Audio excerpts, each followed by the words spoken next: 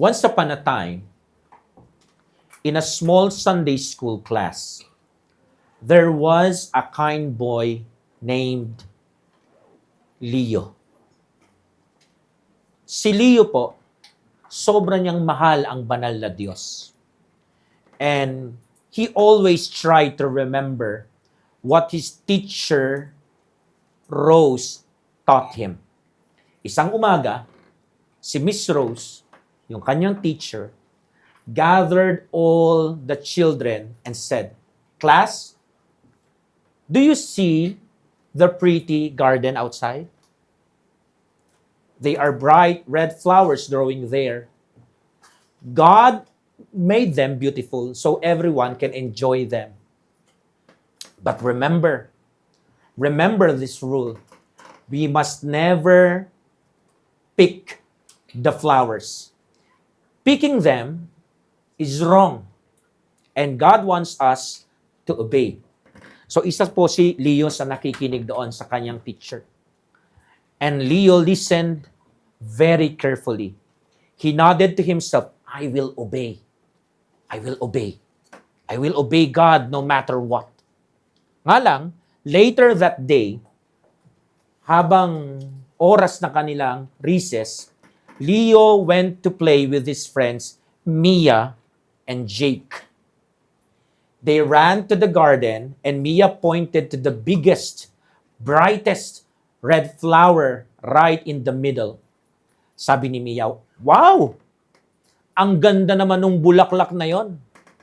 That is the prettiest flower I have ever seen in my entire life." Sabay-sabi, "Leo, go pick it for us. We want to keep it." Pero sumagot si Leo, his head quickly. Sabi niya, "No, Mia, Miss Rose said, we must not pick the flowers. God doesn't want us to do that." Pero sumingit si Jake. Jake rolled his eyes and teased him. Anong sabi? "You're such a baby, Leo. If you do not pick it, we won't play with you again anymore. We will be friends with someone else instead." Alam niyo kung ano nangyari? Nasaktan si Leo. Leo's heart sank. He wasn't scared of getting in trouble, but he was very terrified that his friends wouldn't like him anymore. He thought sa kanyang sarili, "What if they really leave me? Paano kung totohanin nila Mia at Jake? Naiwanan ako at hindi na talaga sila makipaglaro sa akin forever." As in forever. Kasi ganyan mag-isip ang bata eh. What if they laugh at me forever? Isang maliit na bulaklak lang naman, di ba? No one will know. So dahil po doon, because he was afraid of what his friends would say or do, Leo forgot what Miss Rose said. He stepped into the garden, broke the stem, and picked the flower. But the moment he held it, the bright red petals started to curl and wilt. It wasn't beautiful anymore. It was just a broken, sad flower. Just then, Miss Rose walked around the corner and saw the flower in Leo's hand and the sad look on his face then. So lumapit siya at sinabi niya gently, "Leo, what happened? Ano nangyari? Bakit hawak mo yung bulaklak? At bakit sobrang lungkot mo?" So Leo started to cry. At ang sabi niya, "I knew I shouldn't do it, but I was scared na si Mia at si Jake wouldn't be my friend kung hindi ako sa kanila." So nilapitan siya ni Miss Rose, yung kanyang teacher, mas malapit. Miss Rose knelt down at niyakap siya. Sabay sabi, "Leo, do you know that there was a king in the Bible named Zedekiah? He knew exactly what God wanted him to do. But just like you, he was more scared of what other people would say or do to him than scared of disobeying the Lord.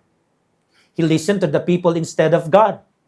And because of that, he lost his kingdom, his family, and everything he had.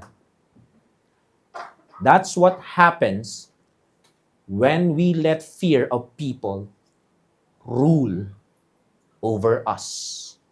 Sa book of Jeremiah, chapter 38, verse 19.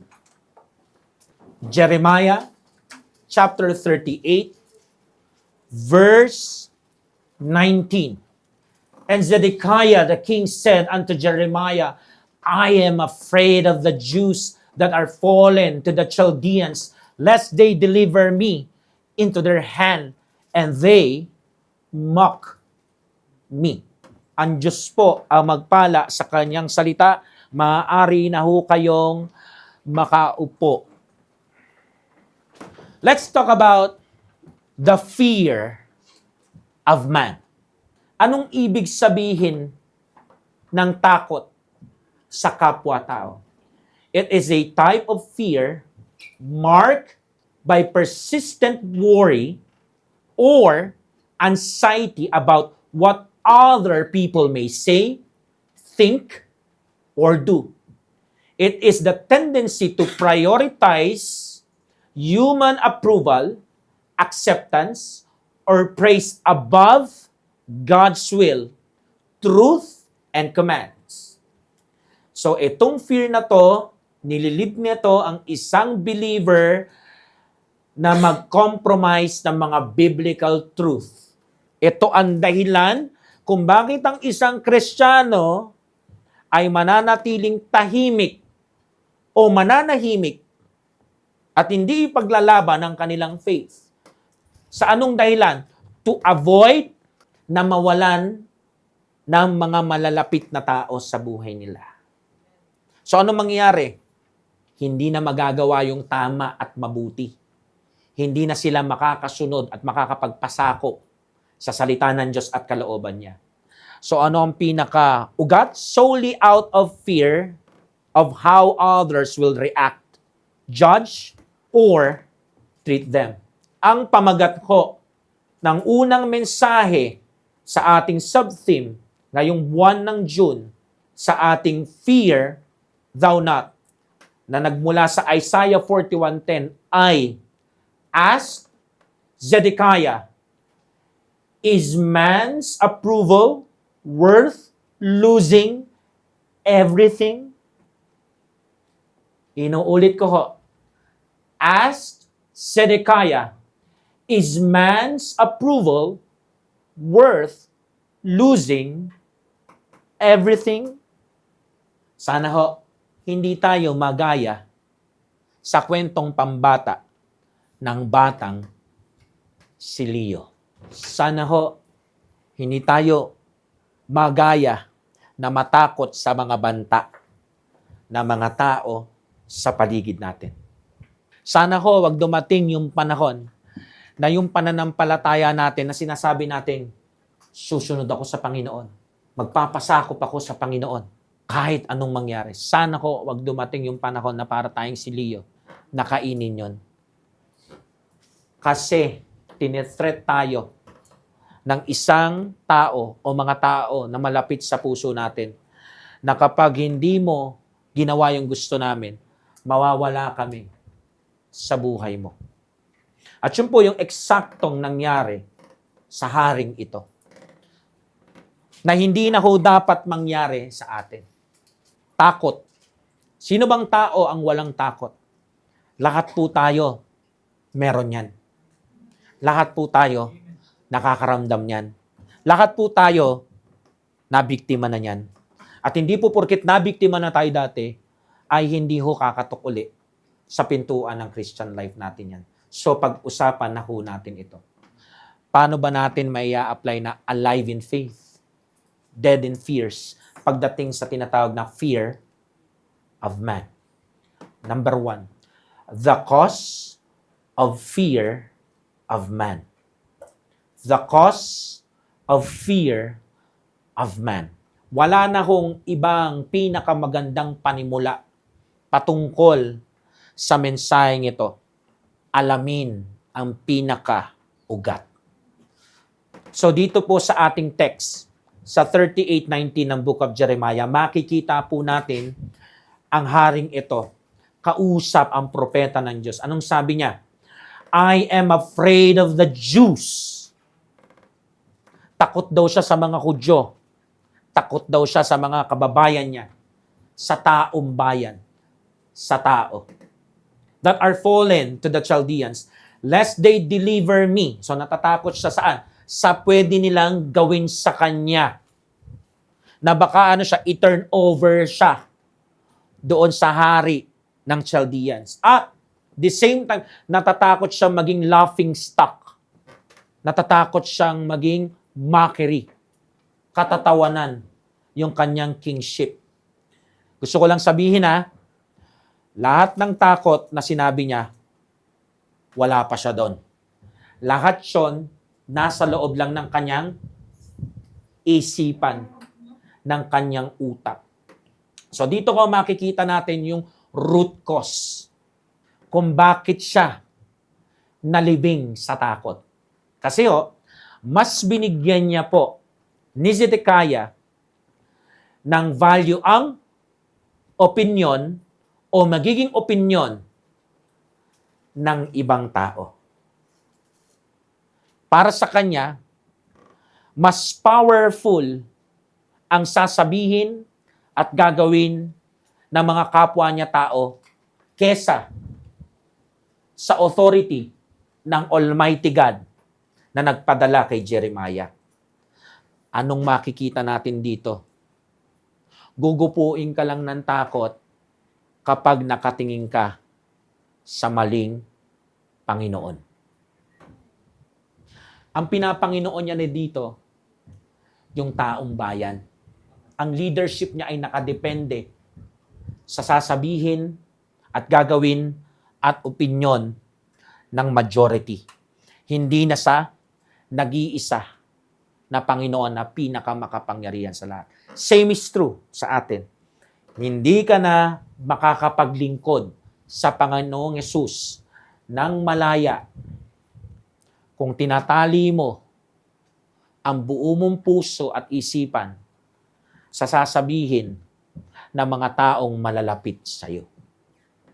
Hindi po ako nagtuturo na magpakalayo-layo kayo sa mga taong mahal nyo. Pero may katotohanan po sa Biblia na hindi maiiwasan. May mga tao talaga sa buhay natin na gagamitin ng kaaway para ilayo tayo sa pagsunod, pagpapasakop, sa salita niya, sa kalooban niya, at sa mismong person ng ating Panginoong Hesus. Ibig sabihin, ang realidad dito ay Zedekiah knew God's truth. Alam niya. Nakausap niya yung preacher, si Jeremiah. Nagsalita ang Panginoon ng kanyang katotohanan through the prophet. Pero, pinili pa rin niyang i-refuse na mag-obey. Bakit? Because of what people would say and do to him. So nakikita niyo po makakadena ka dyan. Mapoposas ka dyan. Ibibilanggo ka ng takot. Saan? Sa mga kasinungalingan. Lie number 1 na dapat nating ma-realize. Ano yung unang kasinungalingan dito sa ating text? That the people have more power to hurt or shame us than the power of God to protect us. Bakit hindi niya nasunod ang Panginoon? Or should I say, bakit hindi niya raw magagawa yung sinasabi ni Jeremiah na kalooban ng Panginoon? Bakit daw? Kasi pwede nila akong isuko doon sa hari ng Chaldeans. Pwede nila ako i-turn over doon. Baka kung anong gawin sa akin doon. At the same time, pag nakita ng mga kapwa niya Hudyo na ganun lang kadali, nadakip siya, syempre magkukwentuhan yan. Nai-imagine niya na yung mga tawanan, yung mga sasabihin. So, makikita niyo po Para bagang sinasabi niya na, natatakot ako doon sa kapangyarihan at taglay ng taong bayan. Na kahit hari ako, wala akong magagawa. Which is isang malaking kasinungalingan. Kaya nga pinapunta ng Panginoon doon si Jeremiah, hindi mangyayari lahat yan kung susundin mo ako. Tama ho ba? Ibig sabihin, kapag sinunod mo ko at nag-submit ka sa sinasabi ng preacher ko, na salita ko, I will protect you. So, ibig sabihin, 100% dahil sa karakter ng Diyos na hindi nagsisinungaling at hindi magsisinungaling, hindi nila magagawa yan sa'yo. Hindi ka nila magagalaw sa paraan na iniisip mo. Pero, dahil naunahan siya ng takot, na-control siya. Na-manipula siya. So, ano nangyari? Yung takot niya ang nagdesisyon para sa kanya. At hindi lang yun, nagdesisyon para sa kanya. Ninakawan siya ng katuparan ng pangako na sana matatamasa niya, pero hindi niya naranasan. Bakit? Kasi nga, nagpakontrol siya sa takot sa mga tao. Ikalawang kasinungalingan, lie number 2. That temporary safety, respect, or acceptance from people is more valuable than obedience to God. Ito ho, nangyayari talaga ito. So, paliwanag ko muna lang. So, dahil dun sa takot niya, dinala siya sa lugar na kung saan nagsasabi na mas mahalaga daw yung panandalian na kaligtasan at respeto at pagtanggap ng mga tao sa paligid niya kesa sa pagsunod sa salita ng Diyos. Alam ko po, susubukin tayo sa mundong ito. Amen? At makikita natin sa tuwing pipiliin nating sumunod, magpasakop sa salita ng Diyos at kalooban niya. Ang kaaway, maghahasik ka ng takot na para bagang mawawalan ka ng safety. Para bagang mawawalan ka ng respeto. Para bagang hindi ka na matatanggap ng mga tao sa paligid mo. Pero kahit ganun pa, hindi pa rin maiaalis kung ano yung totoo. Ang pinaka-valuable, pinaka-mahalaga, pinaka-importante ay yung obedience natin sa ating Diyos. Laging obedience is better than everything sa lupang ito, including fear of man. Zedekiah knew God's truth. Alam na alam niya yung dapat niyang gawin. Parang mga Kristiyano ngayon, alam na alam natin yung dapat nating gawin. Sumunod na merong active na confidence sa ating Panginoong Hesus. Ibig sabihin, alam natin na dapat alive palagi yung faith natin sa ating Savior. But, just like Zedekiah, we held back. Kasi nga, meron tayong kasalanan. Anong kasalanan? Unbelief. Na hindi nakikita ng pisikal na mata. Pero, nangyayari at buhay na buhay sa mga isipan at puso natin. Na siya namang pumapatay sa atin bilang vessel ng Panginoon. Hindi niya tayo magamit. Kasi merong bulldozer sa harapan mo na hindi nakikita ng lahat. Pero ikaw, kitang-kita mo. At sinasabi mo, hindi kayang alisin ng Panginoon ang nakaharang na takot na to sa harapan ko. Nangyayari? Amen. Nangyayari kasi nangyari po kay Zedekiah.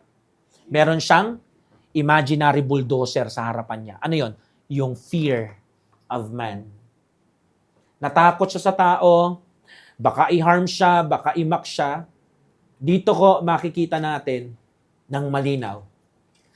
That fear of man is not just being scared.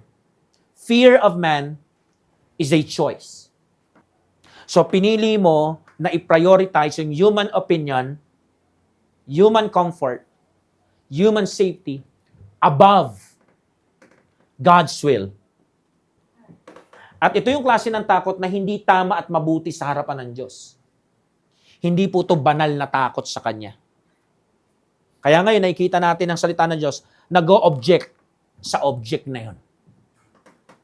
Kumbaga, ang fear of man, binubulag ang isang tao, ang isang believer, sa yung sasabihin ng tao, gagawin ng tao, mas malala yun. Pero alam natin hindi totoo yun. That is the lie.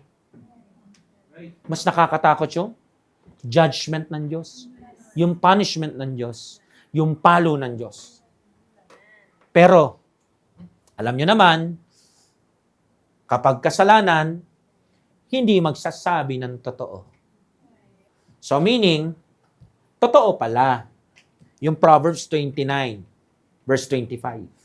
The fear of man bringeth a snare, but whoso putteth his trust in the Lord shall be safe. So ano nangyari sa kanya? Nahulog siya sa patibong. Na para bagang isang hayop na hindi makawala sa isang trap. At marami hong mga Kristiyano ngayon ang paulit-ulit na nahuhulog sa pit ng fear of man. Paulit-ulit silang nahuhulog sa snare na yon. Kaya nga alam natin kung ano nangyari kay Zedekiah, di ba? Akala niya makakalabas siya ng buhay. Na ang pinili niyang takot ay takot sa tao. Hindi na po siya nakalapas ng buhay sa kamay ng mga Chaldeans. Damay ang buong pamilya niya at yung mga iba pang kalakip ng buhay niya. Sa Panginoon lang po may safety. Nagkatotoo kay Zedekiah. Yung Proverbs 29:25. Pero sana naman ho, makita mo kaya yung nagkatotoo sa kanya kasi pinili niya yung path na yun. So napunta siya sa final destination ng fear of man. Nabihag siya. At nakuha nga talaga siya ng Chaldeans. Kasi choice yun. Decision. At sana naman ho, wag natin piliin yung pinili niya. Kasi kahit lumang daan to, isa pa rin ang tumbok na ito. The sin of Zedekiah is letting the fear control our decisions. Silence our obedience and lead us to compromise truth to please others. Inuulit ko. The sin of Zedekiah is letting the fear control our decisions, silence our obedience, and leads us to compromise God's truth just to please others. Alam nyo, dapat ginagawa natin dyan, rini-rebuke natin yung ganyang takot. Yung ganyang imagination ng ating isipan. Hindi po yan nagsasubject sa Lord Jesus Christ natin. Crucify it. Kill it. Kill every thought, maging feeling, kasama ng option na bumubulong, I cannot obey God kasi ano na lang ang sasabihin ng friends and family kapag hindi ako umattend sa outing namin sa Sunday, reunion pa man din yon. Baka i-kick nila ako dun sa GC namin. O kaya pag-usapan nila ako, pagtawanan nila ako, ha ha ha ha ha. Kapatid, hindi inaalagaan yung ganyang mindset. Ang dapat nating aksyon na gawin sa ganyang andar ng kaisipan natin, alam mo kung ano? Patayin. Kasi yun naman talaga ang dapat, di ba? Crucify it. Mortify it. Patayin mo na yung mindset na yan that makes you value the praise, approval, or maging acceptance ng fallible, temporary, na mga taong yan kaysa sa approval ng Lord Jesus Christ na eternal nating Diyos na banal. Sawatahin mo yung utak mo. Hindi ko kailangang matakot. Fear thou not. Sawatahin mo yung feeling na nami-measure, I have to keep people happy to be safe. Gusto mo lahat, i-please lahat ng tao. And by the way, yung pagiging playing safe mo, hindi yan pagiging respectful sa iba. Huwag mong gawing inosente ang action na yan. Ang tawag dyan, pagiging duwag. Cowardice. Huwag kang maghugas kamay. Yung pagiging passive mo ay hindi krimen o kasalanan. Huwag kang magtakip. Takot ka talaga sa tao. Takot ka sa mga unsaved mong kaibigan, unsaved mong kamag-anak, mga backslider na mga kaibigan at kapamilya mo. Hindi ka makahindi, ni hindi mo nga masabi, huwag pabayaan ang pagkakatipon. Hindi na nga ho dapat tinitimbang-timbang sa isang tunay na mananampalataya kung anong mas matimbang. Assembly ng family mo o yung araw ng simba ng tagapagligtas ng kaluluwa mo. Hindi ka naman nagsisimba dahil kay pastor. Nagsisimba ka kasi nauunawaan mo yung gospel at yung grace na naging recipient ka. Yang playing safe mo, hindi safe para sa iyo. Hindi yan safe para sa isang saved. Kaya tigilan mo na yan. Tawagin natin sa totoong pangalan yung pagiging playing safe mo. Duwag. Hindi nyo ba napansin yon? Sa Revelation 21:8, sa lahat ng mga, yung umpisang-umpisa, the fearful, yung mga duwag. Alam mo ba't sila nasa impyerno? Kasi naduwag silang sumampalataya sa Panginoong Hesus kasi magagalit yung mama nila, yung papa nila. Pag nalaman na nagpalit sila ng pananampalataya, itatakwil sila ng pamilya nila. Pero tingnan niyo po kung ano nangyari bandang dulo nung namatay sila. Impyerno ang hantungan ng kaluluwa nila. So tingin mo, ngayong ligtas ka na, yes, hindi ka pupunta sa literal na impyerno sa kabila. Pero tingin mo ba, magiging langit ang buhay mo dito sa lupa? I don't think so. Nang maduwag si Zedekiah na sundin ng Panginoon, hindi siya nanatiling hari. Hindi rin nanatili yung kaharian niya. At hindi nanatiling buo ang pamilya niya. In fact, everything nawala sa kanya. Kaya kung iniisip ng bawat isang ligtas dito, na yung pagiging playing safe mo, ay mape-play mo na habang buhay, safe ka. At yung mga pinapahalagahan mo, at yung mga bagay o achievements mo na mahalaga sa'yo, unahan na kita. Dahil sa fear of man, nawala lahat kay Zedekiah. Yun din ang mangyayari sa'yo. Hindi dahil sabi ko, kundi dahil yun ang pinili mo. Kapatid, tigil mo na yung cowardice mo. Huwag mong hayaan na ma-Zedekiah ka pagdating ng araw.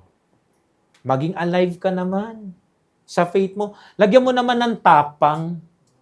Yung tapang na i-please mo naman ang Lord Jesus. Hindi na lang laging sila. Minsan, piniplease natin yung mga taong paulit-ulit na nanakit sa atin at kumikritiko sa atin. Ganito ho hindi porkit kapamilya, hindi ibig sabihin, hindi evil. Nagkakaroon tayo ng maling tingin na porkit pamilya natin, mabait ang anak ko. Hindi ganyan ang anak ko. Hindi ganyan yung kapatid ko. Hindi porkit kadugo mo siya at mabait siya sa bahay niyo, mabait din siya sa labas. Minsan ganun tayo kapag usapang pamilya na iniilagan mo. Huwag ka mag-play safe. Gayahin mo si Jesus Christ mo. Gayahin mo yung tagapagligtas natin. Mas inuna niya ang kalooban ng Ama kaysa sumama kay Maria nung pinapauwi na siya. Christ-likeness is the goal. Hindi yung mabuo yung pamilya mo o manatiling buo yung barkadahan nyo.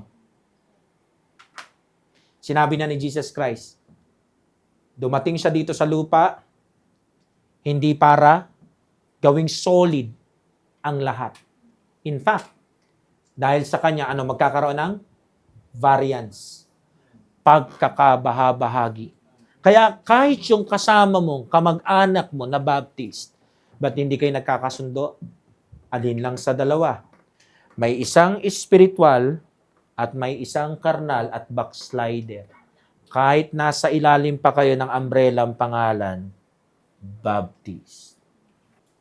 So huwag kang gumawa ng imaginary na criteria na kapag ka mag-anak mo, okay sila. Ganito lang yan. Pag ang tao toxic, kahit bali-baliktarin mo ang mundo, toxic yan. Yung tipong sasabi mo, itutulog ko na lang, baka bukas hindi na siya karnal, hindi na siya backslider. Hindi yun ganun. Kasi nakailang tulog. Inantok na si Jeremiah, kakawip. Pero ang Israel, hindi pa rin sumunod sa Panginoon. Please, buksan mo naman yung mata mo. What if hindi talaga sila sumunod? Tapangan mo kahit mag-isa. Sumunod ka. Magpasakop ka. Kasi ganito lang naman ang tanong dyan para matest mo yung sarili. For do I persuade men or God? Sino ba piniplease mo? Sila? O siya? Or do I seek to please men? For if I yet please men, I should not be the servant of Christ. Galatians 1:10. So kung ang piniplease mo daw ay tao, hindi ka pwede sa titulo na lingkod ni Kristo. Nagsisimba ka, pero hindi ka lingkod ni Kristo. Lagi kang present, pero hindi ka naglilingkod kay Kristo. Kapag takot ka sa tao at sila ang piniplease mo. Hindi mo Panginoon si Jesus. Ang Panginoon mo, sila. At yung takot mo sa kanila. So itong verse na to ay paalala na hindi sapat na nasa posisyon ka lang at may titulo ka lang na lingkod ni Jesus Christ. Hindi po yan ibinabalandra. Pinapanindigan po yan. Remember, God is bigger. Bigger than any person or power. People can threaten, mock, or harm, but they cannot take away your soul, your salvation, and God's love for you. So bakit ka kikilabutan? Kung alam mo naman, God sees and protects. He is the only one who truly holds our life. Siya po ang may hawak ng safety natin. Hindi yung kaibigan mo o kamag-anak mo o kahit sinong tao na malapit sa puso mo. Siya lang ang may kakayahan, proteksyonan. Ikaw o kahit yung reputasyon mo. Wala yan sa kamay ng kahit sinong tao. Yung sinasandalan mong pader, kapag dumating na yung demolition team ng Panginoon sa pader na yan, at diyan ka nakasandal, baka madaganan ka pa. Tandaan mo, people are temporary. Jesus is eternal. Those you fear today will pass away. Hindi yan theory ha. Reality yan. Those you fear today will pass away. Sa ayaw at gusto mo at sa ayaw at gusto nila, but God, but the Lord Jesus Christ and His will, His word will remain forever and ever and ever and ever. Zedekiah forgot that God was his king. His maker, His protector, and that the people He feared were just weak and mortal men. At sana wag din nating makalimutan. At yan ang dapat na pakatandaan natin. Ipaalala natin sa bawat isa, dapat walang fear of man, ha? God is enough. Siya lang yung dapat katakutan natin. Siya lang yung rightful. Siya lang yung legit na dapat sa ating fear. Even if people mock, betray, or umabot pa sa punto na they will harm us. Kasi nag-o-obey tayo at nagsasubmit tayo sa ating Lord Jesus Christ. Still, God honors us, protects us, and He will make all things right pagdating ng dulo. At kahit hindi pa rin kami magpapakontrol sa fear of man. Kaya wag mong katakutan yung sasabihin nila. Sa Psalm 118 verse 6, "The Lord is on my side. I will not fear. What can man do unto me?" So anong challenge? Examine our hearts regularly. Am I holding back from speaking the truth? Lalo na kapag sharing na ng gospel, soul winning, ka natatakot. Ano ngayon kung edukadong tao siya? Mataas na tao sa lipunan. Bakit? Ang kaluluwa niya ba ay hindi mahalaga at hindi napipinto sa nakaabang na impyerno? Huwag kang matakot, huwag kang ma-intimidate. Sabihin mo pa rin na si Jesus Christ ang tagapagligtas. Speak the truth. Share the gospel. Am I holding back from doing what is right? Kung nakikita mo sa opisina, sa eskwelahan, o kahit sa field nandun ka, community o family, nakikita mo lahat sila ginagawa yung mali. Yun na yung kalakaran. Gawin mo pa rin yung tama. Huwag kang matakot sa mga kansyaw nila, sa mga tawanan nila, sa mga kwentuhan nila sa mesa, pag nagko-coffee sila at wala ka, huwag kang matakot dun. Mas matakot ka sa Kanya. Mas matakot ka sa hatol ng Diyos at parusa niya at palo niya kapag hindi mo ginawa yung tama at mabuti sa harapan niya.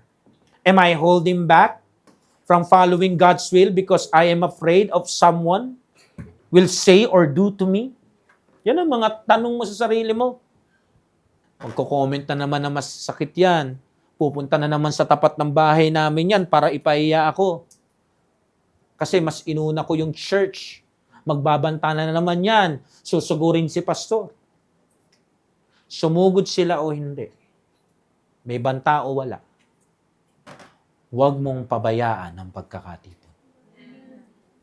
Choose obedience over approval. Decide ka na today. No matter what, your family, your friends, co-workers, leaders, or society, ano man ang kanilang sabihin o gawin, manatili ka. Manatili ka saan? Sa God's will. Manatili ka sa God's truth. Manatili ka na ang tanging approval na matamis sa'yo ay God's approval. Yun ang iyong standard, hindi yung standard of man.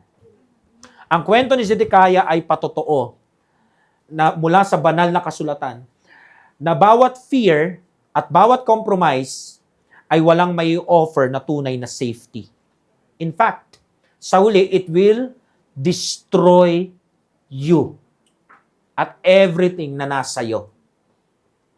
Tanging yung trusting lang sa ating Panginoong Yesus ang laging maglilid sa atin sa best end.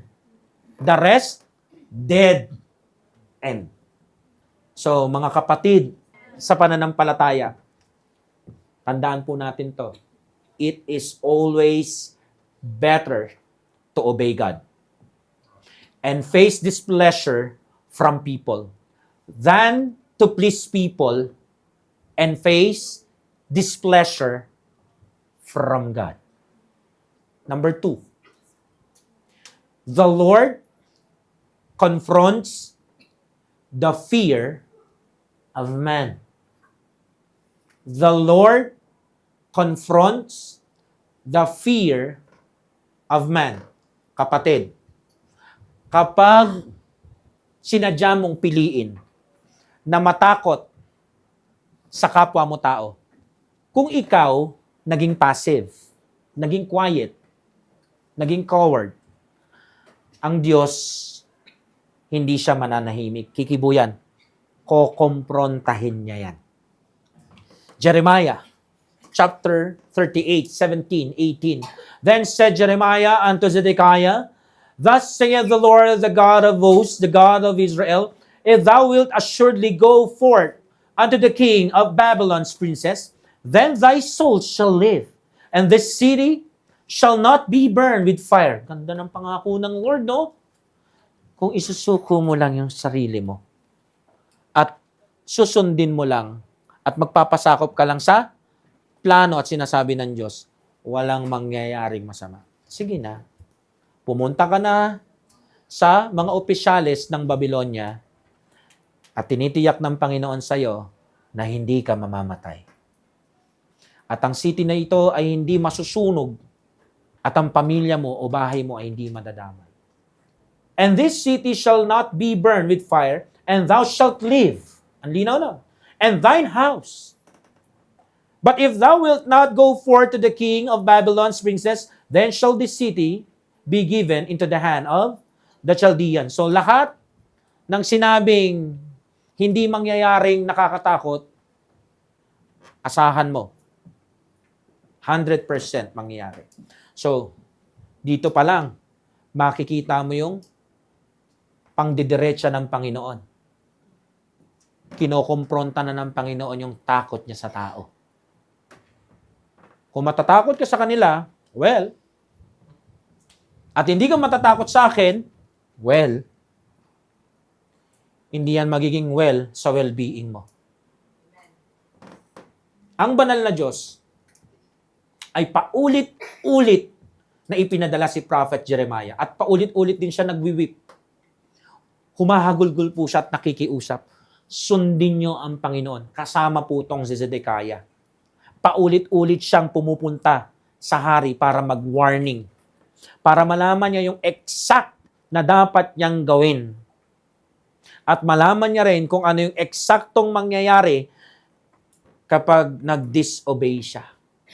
Meaning, the Holy God did not hide His will kay Zedekiah. He made Himself very clear. Ang clear naman po nung instruction sa mga verses na binasa natin. Tama po? So, He made it plain, so Zedekiah had no excuses. Actually, yung pagiging straightforward ng mensahe, no? Lahat pabor sa kanya eh.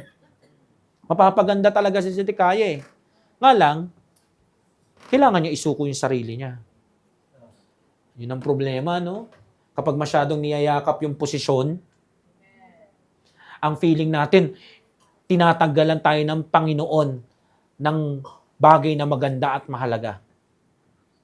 Hindi natin nakikita na ano yun, pinoprotektahan lang kita. Parang pag nasa taas ka, pag medyo ibinababa ka ng Lord, nagtatampo ka. Ang hindi natin nakikita, medyo binababa ka para yung hindi mo na maranasan yung masakit na lagapak. Kaya gradually, binababa ka niya.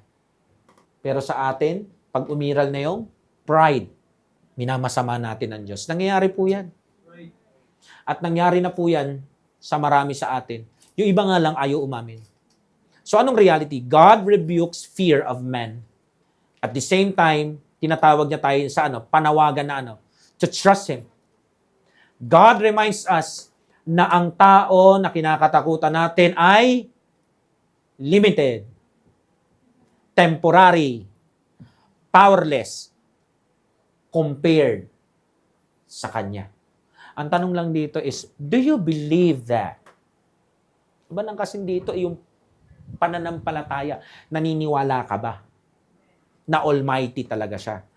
Nga lang, kapag nakikita mo ng majority na sila, ganito sinasabi, tapos solo ka, may pressure. Nakakapanghina ng loob.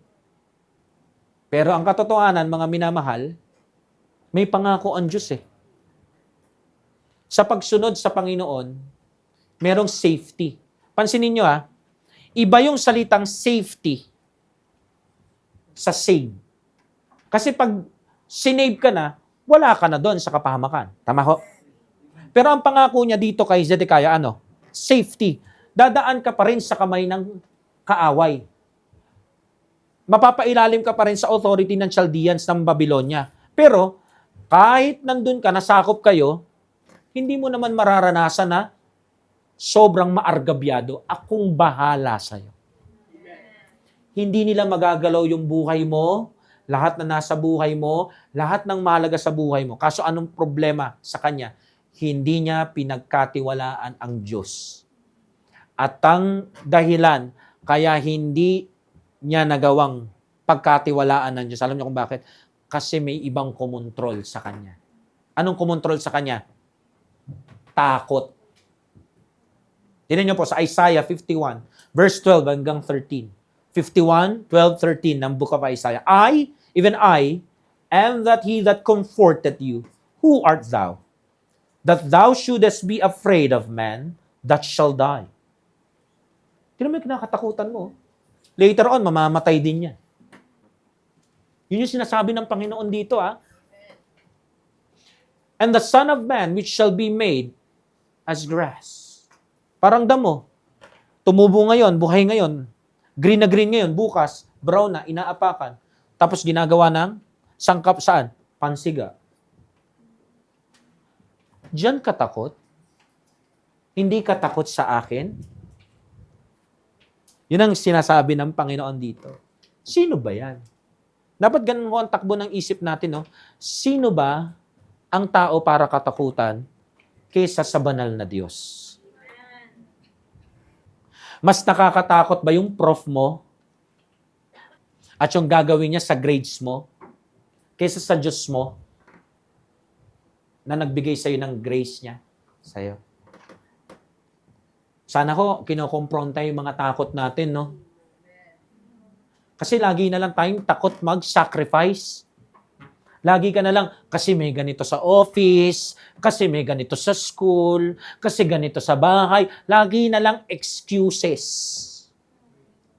Tapos sinisigurado mo pa yung type mo sa harap ni pastor ay laging tama at walang butas at hindi ko makikriticize. Gusto ko lang unahan. Kahit gaano mo pagandahin yung sentences mo at paragraph mo, dadalin mo yan sa kaloob-looban mo na alam mo na dapat sa Diyos ka lang natatakot, pero kaya mo ginandahan yung sinend mong message para hindi ko mahalata yung unbelief mo, pero nakikita ka pa rin ng Diyos. Amen. Minsan nahihiya na ako sa Panginoon. Alam niyo kung bakit? Kasi mas nahihiya pa kayo sa akin. Alam mo ba yung takot mo kay Pastor Lam? That is also fear of man. Kung talagang meron kang takot o malaking takot, dapat una sa Diyos. Kasi pag natakot ka sa Diyos, hindi mo itatype ang sentence na yan, hindi na magiging paragraph ang paliwanag mo dyan, at higit sa lahat, hindi mo na isesend sa akin yung pagsisinungaling na yan.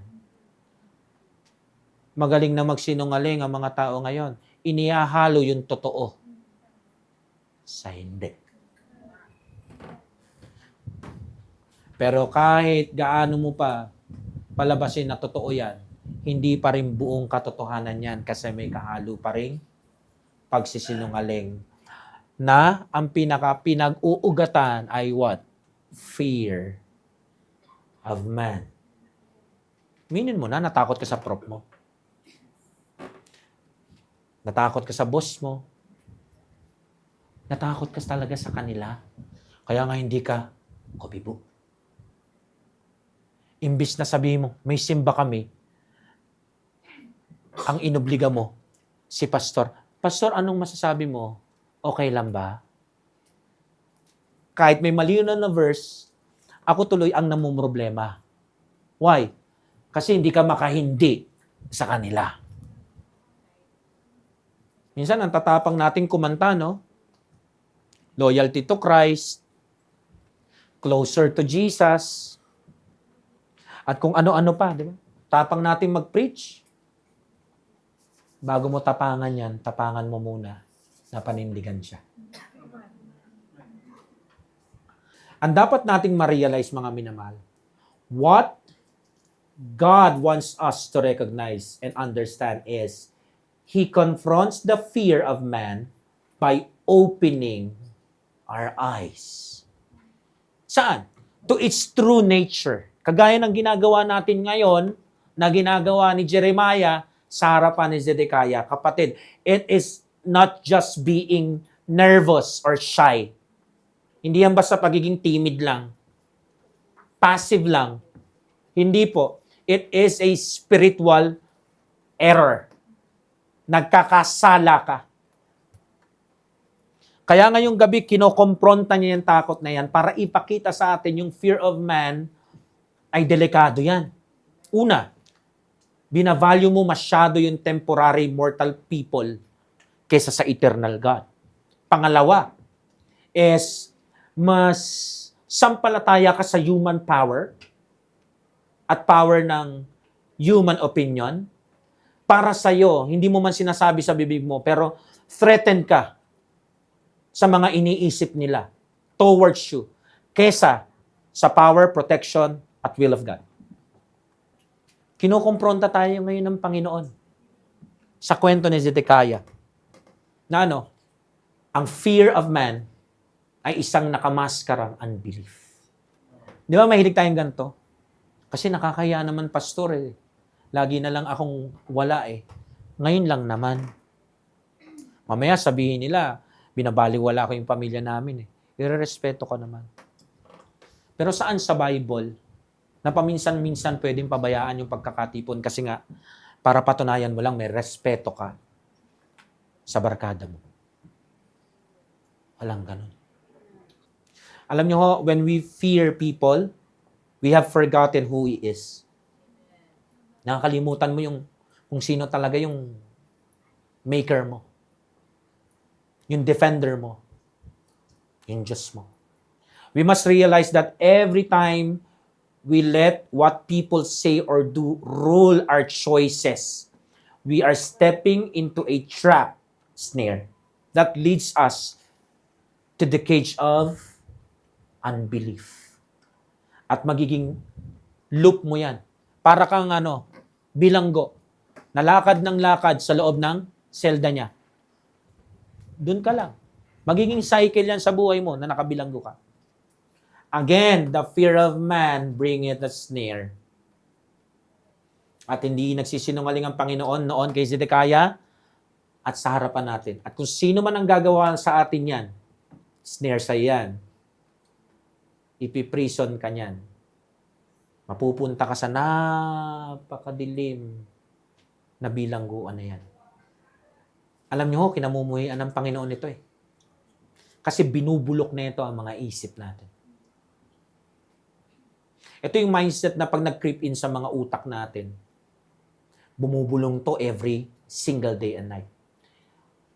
You must please people to be safe. Huwag kang makinig sa preaching ni pastor. You must please people to be accepted. Huwag kang makinig dun sa message sa likod ng pulpit. You must please people para maging successful. Kung si pastor ang pakikinggan mo at talagang ipapattern mo yung buhay mo sa outline niya, walang mangyayari sa'yo.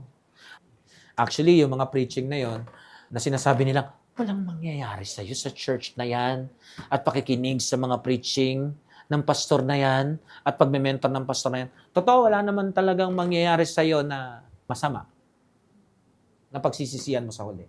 Ganda, di ba? Nagsabi naman sila ng totoo, wala nga nangyari. Thank you, Lord. Walang nangyaring masama. Kasi kung makikinig ka na makikinig sa boses, sa isip mo, sa unbelief na yan, mapipeer pressure ka. Sasabay ka sa isang lifestyle na lagpas sa sahod mo. At kapag inabutan niya ng anak mo, nagpapalaki ka ng mga siraulong bata na potentially maging salot sa lipunan o kriminal at perwisyo sa buhay ng iba. Kaya nga ho, pag nag-succumb tayo doon sa lies ng fear of man o ng unbelief na to, sinasabi ko na po sa ating lahat, that is not wisdom. That is not caution. Ipapahama ka ng unbelief mo. Ipapahama ka ng fear of man mo. Fellas, let me make this as plain as the sun in the sky. No man, no woman, no young person here can deceive themselves. You cannot serve God and chase the approval of man. Listen up. All of y'all, mapa-ordinaryong membro o preacher standing behind the pulpits na makakarinig nito. If you live to please others, if your aim is to be accepted by the world, if your master is what people think of you, then mark it down. You are not a servant of Christ. Hindi ka lingkod ng Panginoon. At hindi magiging. You may wear the name Christian, pero umaalingaw yung katotohanan na yung boses ng Panginoon sa preaching na to. Yung boses na kumukompronta na nagsasabing, you have chosen man over me. You have chosen him or her more than me. You have chosen dust over your maker. Wala sa iyo yung tunay na essence ng pagiging Christian. At yung choice na yan, maniwala ka sa hindi, will cost you everything. Meron ka pa ngayon Kaya medyo nagra-rationalize ka pa Medyo babad ka pa sa line na yan. Kaya desensitize ka. Pero kung hindi mo papakinggan ang solution na to, magkakaroon ka ng malaking problema someday. Paano ko nasabi? Well, ask Zedekiah. Tanungin mo siya. Ano ba nangyari sa kanya? Naka-record naman, di ba? Kung di mo kayang maniwala sa akin na pastor mo, sana paniwalaan mo yung naka-record na kwento ni Zedekiah. Anong nangyari sa kanya? Alam mo kung ano nangyari? At kung alam mo kung anong nangyari sa kanya dahil sa fear of man, alam mo rin kung anong mangyayari sa'yo? No-brainer. Alam na alam mo. Alam mo kung bakit? Kasi pinili mo. Yung pinili ni Zedekiah na path, ay siya ring pinipili mo ngayon. So gumagawa ka ng remake. Bagong version ng kwento ni Zedekiah sa Christian life mo. Ngayong araw na ito, sa unang mensahe ng sub-theme natin na Fear Thou Not, Alive in Faith, Dead in Fear. Ngayong araw na to, challenge tayo ng Panginoon na ipako ang ating mga sarili sa Word of God, sa Will of God, over every human voice, every human threat, every human opinion, and every desire to be liked or to be safe. Huwag ka nang gumawa ng sarili mong bangka. Hindi mo kakayanin ang karagatan ng Christian life nang wala ang kapitan. Amen. At hindi siya ang may hawak ng timon. Huwag kang malikot. Baka mahulog ka. Itigil mo yung likot ng pagkatakot sa tao. Ang mensahe na to, pwede mong i-take na wala lang, pero pwede mo rin i-take na command. Anong command? Piling isuko at ipako ang mga sarili natin sa pag-obey, pag-submit sa Panginoon rather than man. Piliin mong isuko, ipako yung buong buhay mo sa truth ng Holy Bible kaysa popular opinion of man. Piliin nating isuko at ipako sa brand ng Christianity na biblical na uri. Mag-stand firm ka naman, mag-speak up boldly ka naman, try mo naman mag-trustfully naman. Hindi yung laging playing safe. Yung pagiging playing safe, yan ang pinaka-dangerous place na mapupuntahan mo. Paano ko alam? as Zedekiah. Kaya niya ikwento sa'yo kung paano pinatay sa harapan niya yung mga anak niya, and then, dinukot yung dalawang mata niya, at ginawa siyang prisionero bandang huli. Nawala sa kanya lahat-lahat, at namatay siyang full of regrets. If I were you, simulan na natin itong fear thou not na to. Lalo sa fear of man na meron tayo. Lahat tayo nagtataglay niyan. Wala akong super Christian sa atin. Huwag tayong matakot. May pinapasabi nga pala yung isa pang hari. Pinapasabi ni King Saul, yung hindi niya nagawa, pakigawa mo daw. Utterly destroy fear of man. Hindi bukas, hindi makalawa, hindi next month. Now, before the ugly, deadly end of fear of man turns around and hunts you down. Bow down. Amen? So, straight up, mga minamahal, hindi mo magugustuhan na mas Zedekiah ka. Believe me. Now, kung di mo kaya, then ask Zedekiah himself. Saan? Read Jeremiah. Chapter 38. Hindi magsisinungaling ang record ng Panginoon pagdating sa fear of man. Number 3. Tapos na tayo doon sa cause ng fear of man. At katatapos lang tayong i-confront ng ating Diyos sa fear of man. And I believe, lahat tayo meron ito.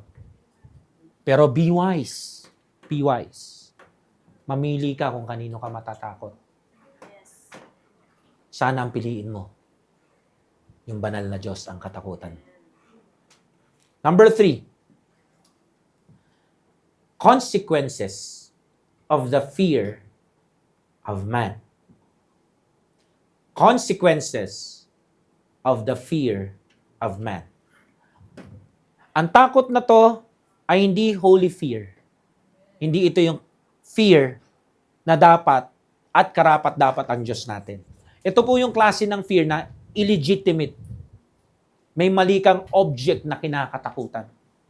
At dahil ito po ay isang fear na hindi tama at hindi mabuti sa harapan ng Diyos, therefore, hindi ito inosente.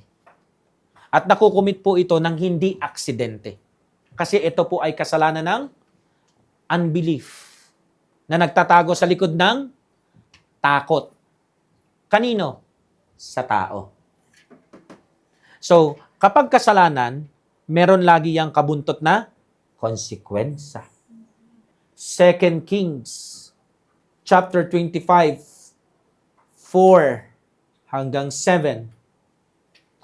And the city was broken up, and all the men of war fled by night by the way of the gate between two walls, which is by the king's garden.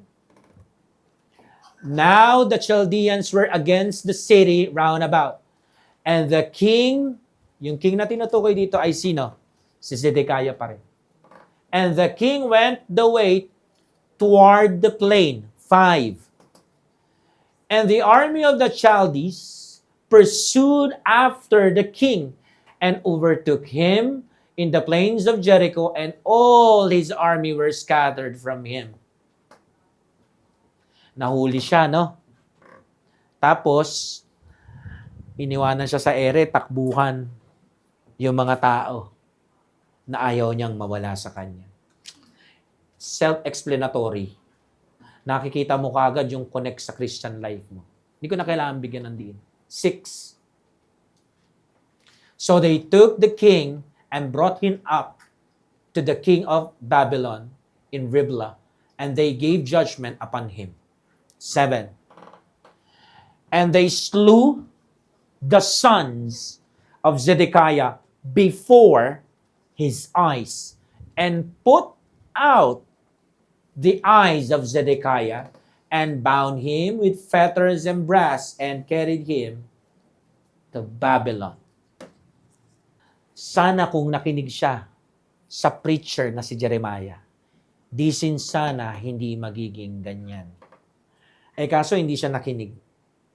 Mas nakinig siya sa kontrol ng takot sa tao sa paligid niya. So ano nangyari?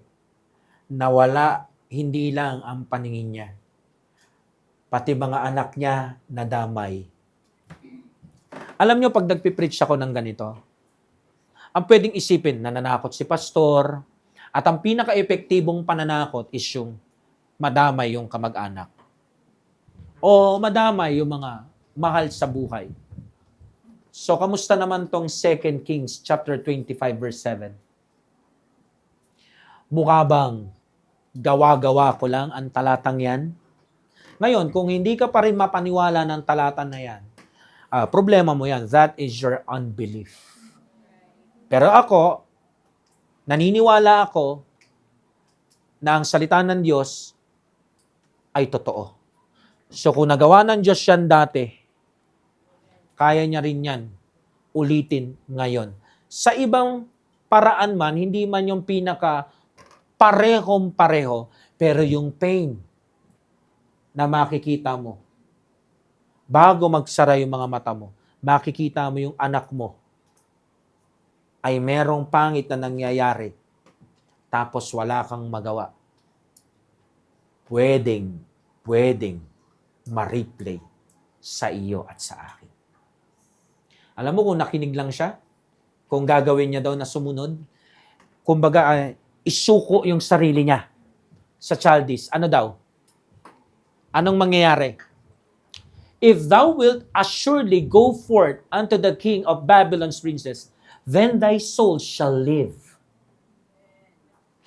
And the city shall not be burned with fire, and thou shalt live, and thine house. Yung house dyan is family. So kasama yung asawa at dalawa niyang anak. Pero alam niyo po kung anong nangyari. Hindi po ito takotology. Hindi po ako nananakot para ho mangontrol o mangmanipula ng mga taong ligtas dito. Ito po ay pagbibigay ng warning shot ng Panginoon. Kasi ang kasalanan ng fear of man ay hindi po nakikita ng literal o pisikal na mata, pero ang Diyos nakikita niya marahil na may mga ganito sa ating kalagitnaan. At kesa ilagan mo yung pangongompronta ng Panginoon ngayon, bakit hindi mo na lang i-humble yung sarili mo? Yun yung hindi nagawa ni Zedekiah. Isuko mo yung takot mo sa tao. Or else, consequences. King Zedekiah refused to obey and submit to God's clear instruction. Meaning, bilang hari, he failed mula sa sarili niya, he failed hanggang sa family niya, he failed hanggang sa buong kingdom. Dahil sa pagsuway ni Zedekiah, nawala sa kanya ang kingdom. Dahil sa pagsuway ni Zedekiah, nawala sa kanya ang dalawa niyang anak, ang kanyang pamilya. Dahil sa pagsuway ni Zedekiah, nawala sa kanya ang buong kingdom. Nawala sa kanya lahat-lahat. Ultimo, yung dalawang mata niya, nawala sa kanya. At namatay siyang walang-wala habang prisyonero sa Babylonia. Mga minamahal, hindi nagsisinungaling ang Bible. Hindi nagsisinungaling ang Bible. Ako naniniwala ako, kahit hindi ako saksi, somewhere sa sulok ng Pilipinas at sa sulok ng malawak na planetang mundong ito, meron pong mga Zedekiah na. Pwedeng doon sa lugar na kinalalagyan nila, nagpapatotoo sila, pwede rin namang hindi natin alam. Pero ano't ano paman, hindi si Zedekiah ang una at huli. Ang epekto ng kasalanan ng pagkatakot sa tao ay hindi mananatili na sayo lang. May madadamay at madadamay at madadamay at madadamay at madadamay at madadamay dahil dyan. Fear of man never saves. It will never give you what you want. Ano yun? Safety, respect, acceptance. Hindi mapapasaya yan. Bagkus, lahat ng yan mawawala sa'yo. Kala mo ba pleasing people will keep you safe? Naniniwala ka talaga na magiging well-respected ka sa kanila? Hindi Pag hindi ka na nila kaharap, ulam ka nila. May pa conviction pa. Bibigay rin pala. Nagkukunwari pa kesyo ganto. Pakipot pa ng ilang taon, kasama ka naman namin ngayong taon. So naniniwala ka talaga na magiging well accepted ka dahil dyan. Maybe. Siguro. Yun yung pinapakita nila Maybe siguro for a moment, para bagang ganon. Pero I don't wanna burst your bubble. But it will not last forever. It will not last. Yang ginagawa mo na yan, it is a cruel trade. Wala ka sa win-win side dyan. Talong-talo ka dyan. Ang humahagik-gik dyan, si Satanas. The fear of man. I-give up mo yung peace of mind na galing sa Panginoon, na hindi mo makukuha sa mga taong yan. Sa fear of man, i-give up mo yung purity mo, na kay tagal-tagal mong iningat-ingatan. Dahil sa fear of man, i-give up mo yung good testimony na pinaghirapan mo ng maraming taon sa Panginoon. Sa makatwid, yung fear of man na yan, ipapag-give up sa iyo yung healthy na relationship na meron ka ngayon sa Panginoon. And I'm telling you, hindi siya worth it.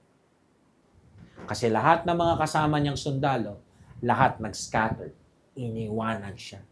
Kung iniwanan yung original ng Zedekiah, yung copycat pa kaya? Palagay mo, naniniwala ka talaga? Na inosenteng nag-a-avoid ka lang ng issue?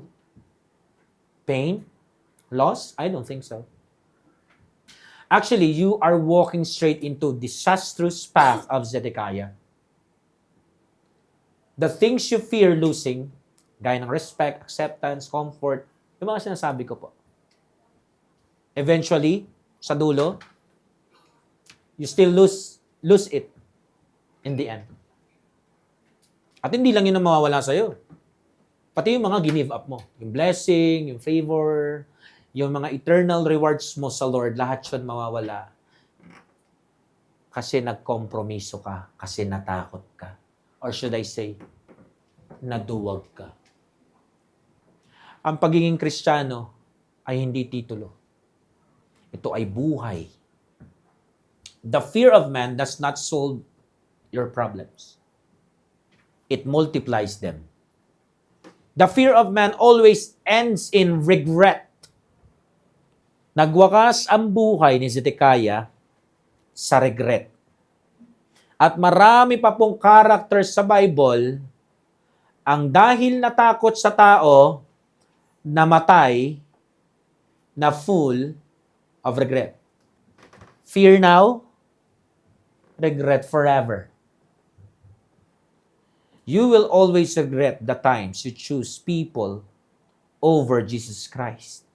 But you will never regret choosing Jesus Christ over people.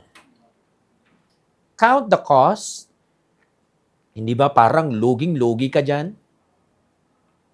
Wala pa po ako nakitang nalugi na bandang huli nagse-celebrate. Lahat po ng lugi masakit. Before we choose to stay silent, before we choose to compromise, Before we choose to please people instead of the Lord Jesus Christ, SBC family, let's weigh muna what we gain against what we lose. Kasi we may gain little temporary peace, little acceptance, little safety, pero we lose naman God's favor, God's peace, your testimony, your rewards sa Bema Seat. At kahit nandito kayo, closeness sa Panginoon. Now tell me, worth it ba yun? Makikipag-exchange ka talaga? Iti-trade mo talaga? Mga minamahal, kinakausap tayo ng mensahe. Itigil po natin yung pagpili sa easy way. Sa halip, isurrender po natin at i-crucify natin yung ating mga Christian lives sa hard, right way. Hindi madaling manindigan. Hindi rin masarap sa pakiramdam ang manindigan. Pero ito po lagi ay tama at mabuti sa harapan ng Diyos natin. Ang piniplease natin dito, ang Lord Jesus Christ natin. By the way, yung binagtas niyang landas patungong Kalbaryo, hard, right way. Kaya nga ang dulo ng mga kaluluwa nating mga tunay na sumampalataya, langit. Hindi shortcut ang Lord. Hindi siya nag-easy way. So kung ang master natin dumaan sa hard, right way na yon, bakit ka naman mag-iiba ng landas? I-take mo rin. And by faith, magawa mo yung ginawa ng Panginoong Hesus. I challenge us na i-commit natin ang mga sarili natin and say, by God's grace, I will not go there. Ayokong Mazedekaya ako. Ayokong madamay yung mga mahal ko sa buhay. At ayokong masaktan ng Panginoong Hesus dahil sa pinili ko. Simula ngayon, not I, but Christ na talaga. King Zedekiah held God's very truth sa kanyang mga kamay. Naintindihan niya naman yung preaching ni Jeremiah, napakalinaw. But he let fear of man rule his heart. He compromised his faith, stayed silent when he should have spoken. He chose to please people rather na i-obey ang Lord. And what was the result? Nawala sa kanya lahat. Lahat ng mga gusto niyang isave, lahat hindi nailigtas. Meanwhile, si Prophet Jeremiah naman po, nag-stood alone. Tama? Hinarap niya yung rejection mag-isa. Nag-suffer siya ng hardship. Kinamuyan siya ng maraming mga tao dito, even kapwa niya mga so-called prophets. Pero ang maganda sa kanya, alam niyo kung ano? He stood, approved, protected, and honored by God. Hindi ho napasama si Jeremiah. So ngayong gabi, this is the choice laid before every one of us.